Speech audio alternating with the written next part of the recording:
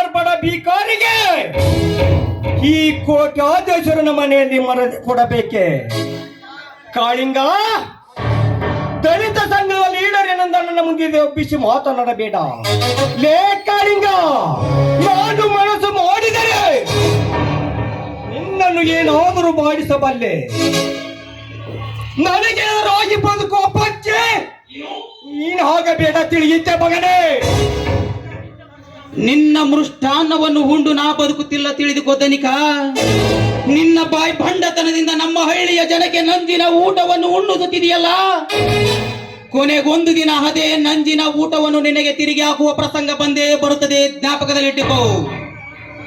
ಹಣದ ಅಹಂಕಾರದಿಂದ ಬಡವರನ್ನೇನಾದರೂ ಮಾಡಬಲ್ಲೆನೆಂಬ ನಿಮ್ಮ ಸೊಕ್ಕು ಮಣ್ಣಲ್ಲಿ ಮಣ್ಣು ಮುಚ್ಚಿತು, ಎಚ್ಚರ. ನನಗೆ ಮುನ್ನೆಚ್ಚರಿಕೆಯನ್ನು ಕೊಡುವ ಕುನ್ನಿಯೇ, ನಿನಗೆ ಏಕೆ ಬೇಕು ವಿಷಭರಿತ ಹಾವಿನ ಒಡನೆ ಸರಸವಾಡುವ ಬಾತಿಗೆ ಬಾತಿಗೆತ್ತಿ ನನ್ನ ಬೆತ್ತನೆತ್ತಿಗೆತ್ತುಗೆ ಮಾಡಬೇಡ.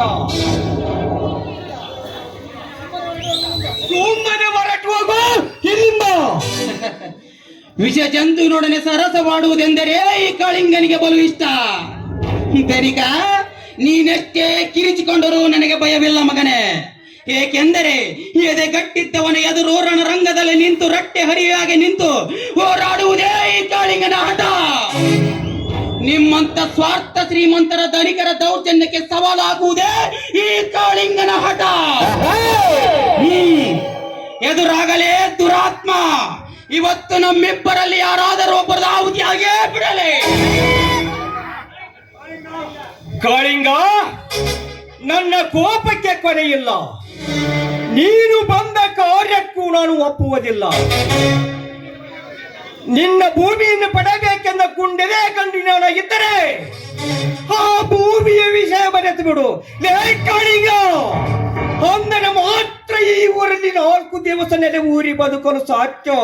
ಇಲ್ಲವಾದರೆ ಹಂಗಿನ ಜೀವನವನ್ನಿಟ್ಟುಕೊಂಡು ಬದುಕುವ ನಾಮಾರ್ಥ ನಾನಲ್ಲ.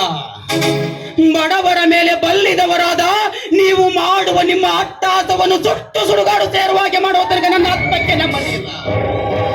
ಬಡವರೆಂದ ಮಾತ್ರಕ್ಕೆ ನಮ್ಮನ್ನೇನಾದರೂ ತೃಣ ಸಮಾನ ಕಂಡರೆ ಲೇಟಲಿಕ ನಿಮ್ಮ ಎಡ ನಡುವಗಲಲ್ಲಿಯೇ ಅಂತ್ಯಕ್ರಿಯವಾಗಬೇಕಿತ್ತು ಮಗನೇ.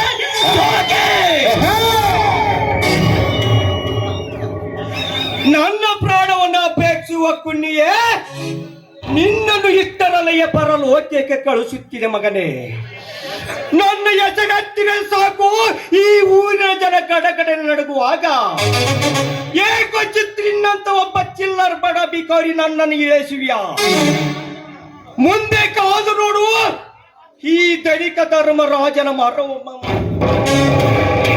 ಈಗ ಕುಲವಾಗಿ ನಿನ್ನನ್ನು ಕುನ್ನಿಯಾಗಿ ಕೊಂದು ಹಾಕದಿದ್ದರೆ ಈ ಊರ ಗರ್ಭ ಶ್ರೀಮಂತ ಧನಿಕ ಧರ್ಮರಾಜನ ಮಗನೇ ತಿಳಿದುಕೋ. ಹೀನ ಕುಲದ